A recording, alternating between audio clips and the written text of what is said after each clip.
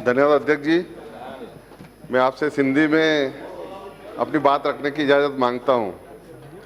संभवतः ये लोकसभा के इतिहास में पहली बार ऐसा होगा कि मैं सिंधी भाषा में अपनी बात रखने का मौका मिल रहा है। मानवारा सदर साहब, मां तव्हांजे साम्हूं हिंदुस्तान जे रहंदड़ 1 करोड़ सिंधियुनि जी ॻाल्हि रखणु चाहियां थो पियो। सरकार इन ॻाल्हियुनि ते वीचार करे।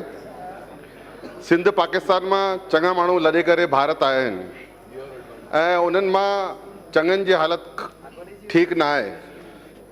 मां चाहियां थो जेके सिंध पाकिस्तान में लॾे करे हिते आया आहिनि उन जे विकास लाइ सिंधी कल्याण बोर्ड ठहिणो खपे।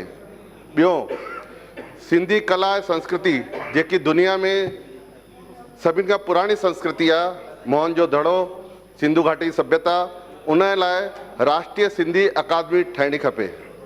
टियों, सभिनि भाषाउनि में टीवी चैनल में अॼु चालू आहिनि, पर हिकु सिंधी भाषा अहिड़ी आहे उन में टीवी चैनल अञा चालू न थियो आहे। समाज इहा मांग आहे कि सिंधी में चैनल चालू थियणो खपे।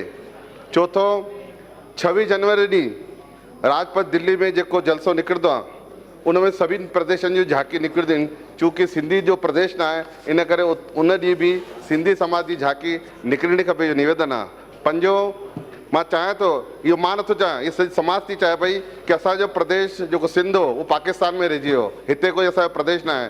त इहा सॼे मुल्क में जॾहिं मां घुमंदो आहियां त सिंधी समाज मांग कंदी आहे कि हिते बि हिकु सिंधी प्रदेश ठहिणो खपे हिंदुस्तान में। छओं, हिकु सिंधी यूनिवर्सिटी बि असांखे हुजणी खपे ताकि असांजा ॿार सिंधी में पढ़ी लिखी सघनि।